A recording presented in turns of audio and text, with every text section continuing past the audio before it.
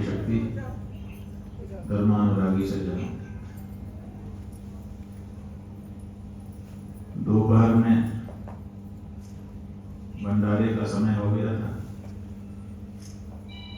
तो ये हुआ कि ये बोलना ठीक नहीं है, और अब शाम को सूर्यास्त का समय हो रहा है और आप लोगों को जाने का समय हो रहा है, इसलिए ज्यादा नहीं बोलना है।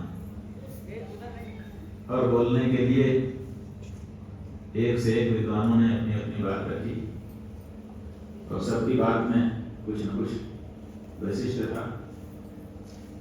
और जो लोग नहीं बोल पाए थे उनके मन में था कि हम कुछ नहीं बोल पाए, तो हमारा जो संचालक है उसने सबसे कह दिया कि सब लोग बोलिए, तो फिर अब कोई बाकी रहा ही नहीं। इतनी सुंदर सभा कहीं होती। सच बात यह है कि आज की ये जो सभा है, इस सभा की बराबरी शायद ही कोई दूसरी सभा कर सके।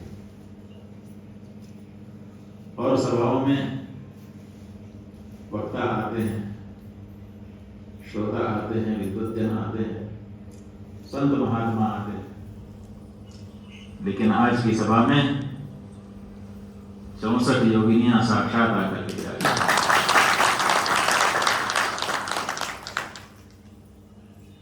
हम लोग भगवान के दो रूप मानते हैं, एक सगुण साकार रूप और दूसरा निर्गुण निराकार रूप।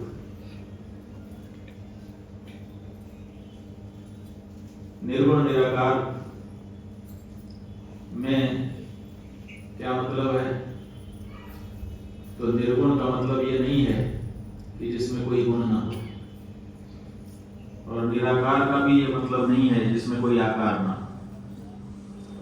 अगर इस अर्थ को कहना होता तो संस्कृत भाषा के विद्वान निर्गुण शब्द का नहीं, अगुण शब्द का प्रयोग करते, नए समास का प्रयोग करते हैं। न गुण और न आकार, ना गुण है ना आकार, ऐसा शब्द का प्रयोग करते हैं।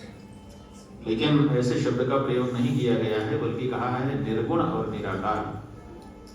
इसका मतलब है जिसमें से निकलते हैं सभी गुण वो निर्गुण, और जिसमें से निकलते हैं सभी आकार वो निराकार। माने निराकार वो है जिसमें से सब आकार निकले हैं और उसी में समा जाएंगे, और निर्गुण वो है जिसमें से सभी गुण निकले हैं और उसी में समा जाएंगे। वो जो परम तत्व है जिससे ये त्रिगुणात्मिका सृष्टि आविर्भूत हुई है और उसी में समा जाने वाली, सृष्टि के समय में उत्पन्न होती है और प्रलय के समय में उसी में समा जाती है। तो जिससे निकली और जिसमें समा जाएगी, वो जो परम तत्व है, उसी परम तत्व का नाम है निर्गुण और निराकार। और सगुण साकार यही जो उसमें से निकल करके फिर समाता है। इसी तरह से दो रूप और हैं दूसरे तरह से वर्गीकृत करने पर। वो कौन से हैं? का एक चल है और एक अचल है। तो चल रूप क्या है? जो चलता फिरता है, कुछ न कुछ करता दिखाई देता है। और अचल रूप क्या है? जो एक जगह पे बिना चले बैठा रहता है, न हाथ उठाता है, न पैर उठाता है, न आंख पलक झपकाता है, न जबान चलाता है। पैर का तो कोई कहना ही नहीं। तो हमारी जो देवी है उसके भी दो रूप हैं, एक चल रूप और एक अचल रूप। जो अचल रूप है वो यहाँ पर प्रतिमा के रूप में एक के बाद एक 64 स्थापित है। ये भगवती का अचल रूप है, लेकिन उनका चल रूप, उसका रोज दर्शन हमारे मठ के लोग नहीं कर पा रहे थे। लेकिन आज के पवित्र दिन भगवती ने अपना चल रूप भी लाकर ये सुंदर पूजा यहाँ पर संपन्न हुई है।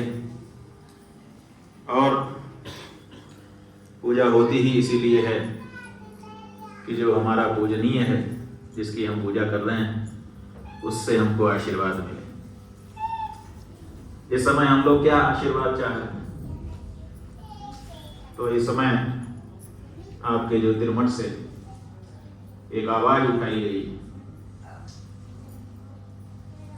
ऐसा कहना कि इस समय बहुत सही नहीं है, केवल प्रसंग के अनुसार कह रहे हैं, अन्यथा तो बहुत पहले से ही ये आवाज ज्योतिर्मठ के द्वारा उठाई गई। ज्योतिर्मठ के पूर्व आचार्य ब्रह्मलीन स्वामी ब्रह्मानंद सरस्वती जी महाराज, जिनको पीठ का पुनरुद्धारक भी कहा जाता है, उन्होंने अनेक शिष्य बनाए थे और उन्हीं शिष्यों में से एक शिष्य बड़ा तेजस्वी, बड़ा तपस्वी, बड़ा मनस्वी, बड़ा ओजस्वी हुआ और उस शिष्य को सारा भारत, सारा सनातनी समुदाय धर्म सम्राट कह करके बुलाता है। करपात्री जी महाराज, वो जो करपात्री जी महाराज थे वो आपके ज्योतिर्मठ के शिष्य थे, यहीं से उनको दीक्षा प्राप्त हुई थी। ब्रह्मानंद सरस्वती जी महाराज के शिष्य थे और उन्होंने गाय के बारे में आवाज उठाई जो पूरे देश में गूंजी। उनका एक ही कहना था कि गाय पशु नहीं है। क्यों? क्योंकि वेदों ने ये उद्घोष पहले ही कर दिया है, पशवो न गावः, गाय पशु नहीं। अब आज हमारी बुद्धि कैसी हो गई कि आज हम गाय को पशु मानते हैं। हमारे पूर्वजों की बुद्धि ऐसी नहीं थी। हमारे पूर्वज गाय की सेवा केवल दूध के लिए नहीं करते थे। हमारे पूर्वज गाय की सेवा आशीर्वाद प्राप्त करने के लिए करते थे, जैसे आज हमने आपकी पूजा की। दूध तो एक सामान्य सी वस्तु है। गाय नहीं अगर देगी तो भैंस से मिल जाएगा, आपका काम चल जाएगा। लेकिन आशीर्वाद देने में गाय सक्षम है और इसीलिए वेदों ने कहा पशु जैसा इसका शरीर है लेकिन ये पशु नहीं है। जैसे हमारा जो गुरु होता है उसका शरीर मनुष्य जैसा ही होता है, आंख कान नाक हाथ पैर जो कुछ भी देखो सब वैसा ही है, लेकिन हम गुरु को मनुष्य नहीं मानते।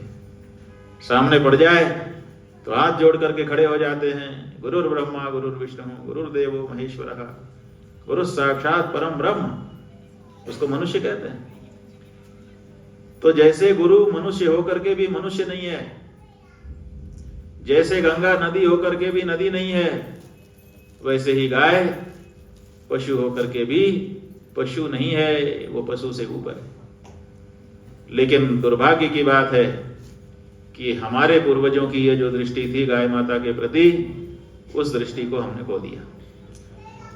अब हमारी दृष्टि में गाय पशु है और हमारी दृष्टि का मतलब हमारे देश की, हमारे संविधान की दृष्टि में, हमारे धर्मशास्त्र की दृष्टि में गाय पशु नहीं है, उद्घोषित है गाओ विश्वस्य मातरः, ये माता है। लेकिन हमने पशु मान लिया। जब हमारा देश आजाद हुआ तो हमने देश के जो संसाधन हैं उनकी सूची बनाई, राज्य बने तो राज्यों ने भी अपने अपने राज्य की सूची बनाई और सभी राज्यों ने और केंद्र सरकार ने भी अपनी पशुओं की सूची में गाय को रख दिया और इसीलिए गाय के साथ पशु जैसा व्यवहार होने लगा। पहले गाय को पशु की सूची में नहीं रखा गया था, इसीलिए गाय के साथ पशु जैसा व्यवहार भी नहीं होता था। आज ये समस्या हो गई है और इसीलिए धर्म सम्राट स्वामी करपात्री जी महाराज ने ये आवाज उठाई थी। उसी आवाज को फिर से हम लोग उठाना चाहते हैं कि गाय पशु नहीं है, गाय हमारी माता है। इसलिए उसको पशु मत कहो, उसको माता कहो, राष्ट्र की माता। गौ माता राष्ट्र। अब कुछ लोग पूछते हैं कि गाय हमारी माता कैसे हो सकती है। गाय के अगर हमारी माता होती तो हम भी 4 पैर वाले होते, हमारा भी चेहरा मोहरा अलग तरह का होता, लेकिन हमारा चेहरा मोहरा और गाय का चेहरा मोहरा अलग अलग है। तो फिर गाय हमारी माता कैसे हुई? एक बात। और दूसरे, गाय हमारी माता है, हमारे घर में हमारी माता है, तो जब हमारी माता एक है तो दूसरी है हमारी माता कैसे हो सकती है? तो आप लोगों को इस बात का ध्यान हो जाना चाहिए कि हम गाय को माता क्यों कहते हैं। इसलिए नहीं कि उसने हमको जन्म दिया है, गाय ने हमको जन्म नहीं दिया है, इसलिए वो हमारी जननी नहीं है। अच्छा, कुछ लोग कहते हैं कि उसने हमको दूध पिलाया इसीलिए। कोई जरूरी थोड़े है कि किसी को गाय का दूध पीने की जरूरत पड़ी। आजकल कहाँ गाय का दूध मिल रहा है? माँ का दूध मिला, उसके बाद पाउडर का दूध आ गया, वो गाय का है इसका क्या कोई कंफर्मेशन है? तो दूध भी गाय का पिया कि नहीं पिया कुछ तय नहीं, इसलिए दूध पिलाया इसलिए माता, ये भी बनता नहीं। फिर क्या कारण है कि हम गाय को माता कहते हैं? तो हम आपको बताना चाहेंगे, आप इसको और भी अभी तो संक्षेप में बताएंगे क्योंकि सूर्यास्त होने वाला है, लेकिन आपके ध्यान में बात आ जाए कि हम गाय को माता क्यों कहते हैं। असल में जिसने हमको जन्म दिया उसको भी हम माता कहते हैं, जिसने हमको दूध पिलाया, पाला पोसा, उसको भी हम माता कहते हैं। लेकिन हमको तो दूध नहीं पिलाया, हमको तो नहीं पाला पोसा, हमको तो नहीं जन्म दिया, लेकिन हमारा ये जो मित्र है इसको जन्म दिया या इसको पाला पोसा, इसको दूध पिलाया, ये जिसको मां मानता है। तो जैसे ही ये हमारा मित्र बनता है, हमारे जीवन में अभिन्न संबंध स्थापित करता है, हमारा हो जाता है, वैसे इसकी माता भी हमारी माता हो जाती है। होती है कि नहीं? आप अपने मित्र की माता को क्या कहते हैं? उसको भी माता ही कहते हैं, मम्मी ही कहेंगे ना आज की भाषा में। तो आपका जो संबंधी है, प्रिय संबंध जिससे आपका हो गया, उसकी माता भी आपकी माता हो जाती है। तो ऐसा कोई है बंधु जिससे हमारा नाता हो गया और गाय उसकी माता है, इसीलिए गाय हमारी माता है। अब आपके मन में जिज्ञासा जागेगी कि वो कौन है जो हमारे जीवन में आ गया और वो गाय उसकी माता है, गाय ने उसको जन्म दिया। तो हम आपको बताना चाहेंगे कि वो और कोई नहीं है, उस वस्तु का, उस व्यक्ति का नाम है धर्म।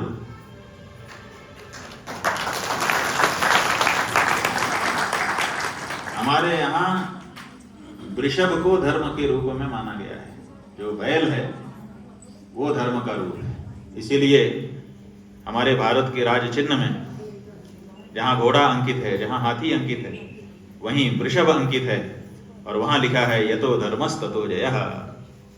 भारत का राज चिन्ह, जिस राज चिन्ह को लेके हम आज खड़े हैं, उसमें हमारा वृषभ अंकित है। जब परीक्षित गए थे दिग्विजय करने के लिए, तब उनको कलयुग मिला था और वो धर्म को मार रहा था, और वो धर्म वृषभ के रूप में था।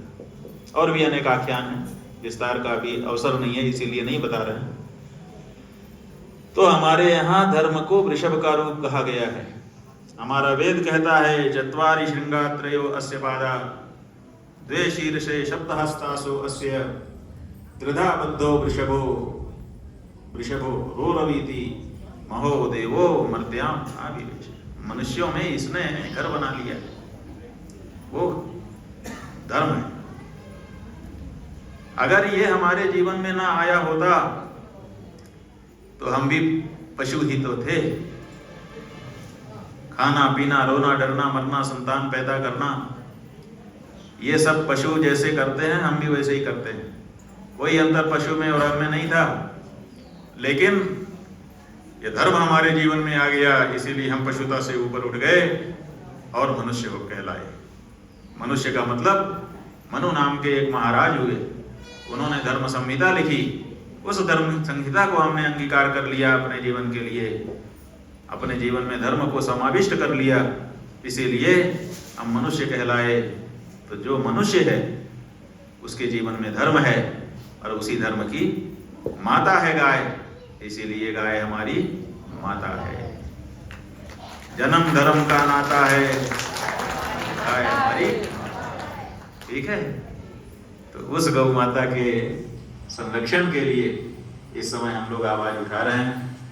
हम लोग ये चाहते हैं कि आने वाले कार्तिक महीने की जो शुक्ल पक्ष की अष्टमी तिथि आ रही है, गोपाष्टमी, गायों का सबसे बड़ा पर्व होता है। उस दिन तक भारत की सरकार गौ माता को राष्ट्र माता घोषित करे और उनकी हत्या को दंडनीय अपराध। तो इसके लिए मुहिम चल रही है।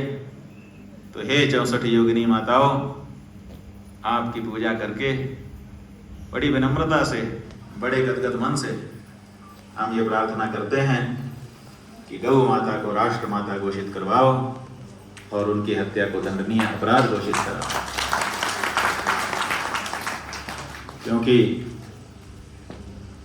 ये बड़ा कलंक हम हिंदुओं के माथे पर है। हमने गाय को माता कहा,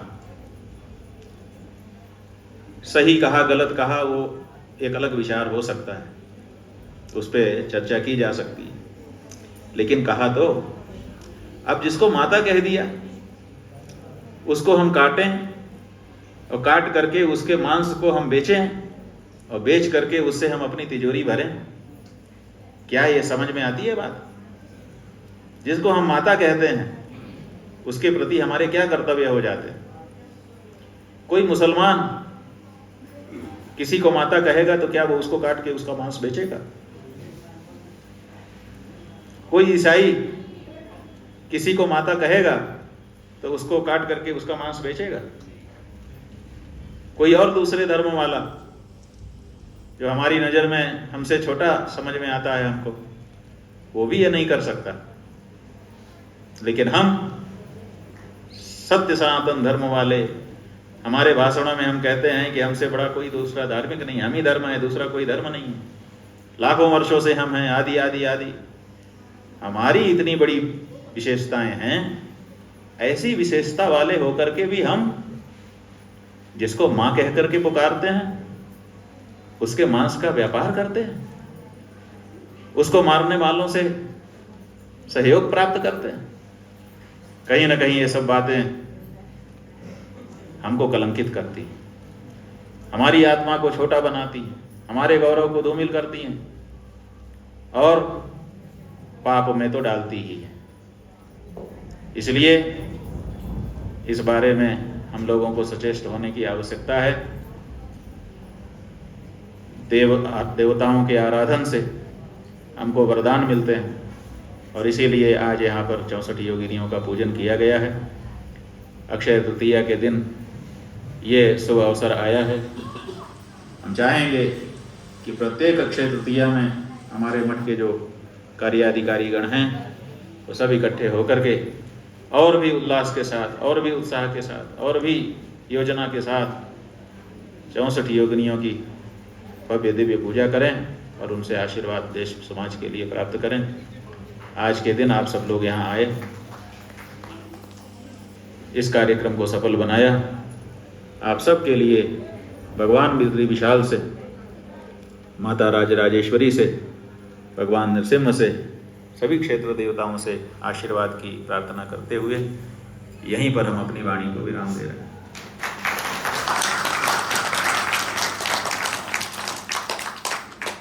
अभी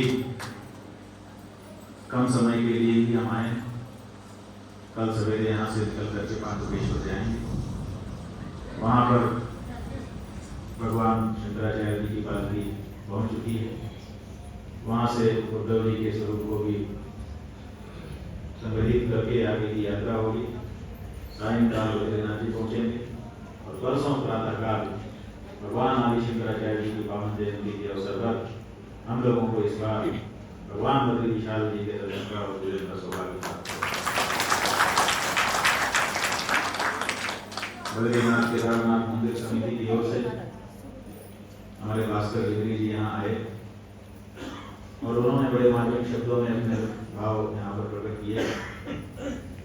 उन्होंने कहा कि आचार्यों के आगमन से अंतर पड़ता है, यात्रा में अधिक लोग सम्मिलित होने लग रहे हैं, यात्रा की भव्यता में कुछ संवर्धन हो रहा है और साथ ही साथ वहाँ पर जो लोग कार्य कर रहे हैं उनमें भी उत्साह देखा जाता है।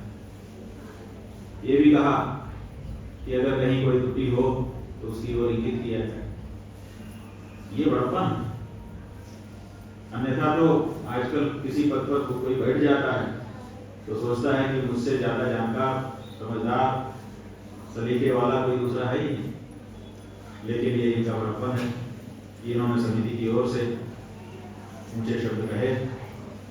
बात यह है कि जो बड़े लोग होते हैं उनका ये दायित्व होता है कि जहाँ पर वो उपस्थित हो वहाँ पर कुछ गलत ना हो, और अगर उनकी उपस्थिति में कुछ गलत होता है तो जीवन पर्यंत के लिए उनको कोसा जाता है। दुर्योधन की सभा में द्रौपदी के अपमान का जो दृश्य उपस्थित हुआ था, भीष्म पितामह जैसे बड़े विद्वानों को भी आज उसके लिए आलोचना देखनी पड़ती। इसीलिए नसा सभा यत्र सन्ति वृद्धाः वृद्धानपि येन वदन्ति धर्मम्। वो सभा ही नहीं है जहाँ वृद्ध ना हो, और वो वृद्ध ही नहीं है जो धर्म ना बोल दे। कुछ गड़बड़ है तो बोलना ही पड़ेगा। और इसी कारण से कई जगह पर हम लोग नहीं जा पाते हैं, क्योंकि जाएंगे और अपनी आंख के सामने गलत होगा देख नहीं सकेंगे तो वैसे ठीक हो। तो इसलिए अगर ऐसी कोई बात होगी तो निश्चित रूप से ध्यान में आप लोगों के लाया जाएगा और चाहा जाएगा कि सकारात्मक रूप से उस बात को स्वीकार करते हुए और भी परंपराओं को हम लोग मजबूत करें। देखिए, यह मंदिर, ये परंपरा, ये व्यवस्था, ये किसी की नहीं है। ये बद्रीनाथ केदारनाथ मंदिर समिति की भी नहीं है, ये शंकराचार्य पीठ की भी नहीं है, ये किसी भी संस्था या व्यक्ति की नहीं, ये हम सब की। इसलिए हम सबको मिलकर के इसके उन्नयन के लिए अपने अपने स्तर पर प्रयास करना ही पड़ेगा। लोग हम लोग करेंगे, धीरे धीरे वातावरण और अच्छा हो रहा है। भगवान करेगा तो आगे और अच्छा होगा। इतना ही। हर हर महा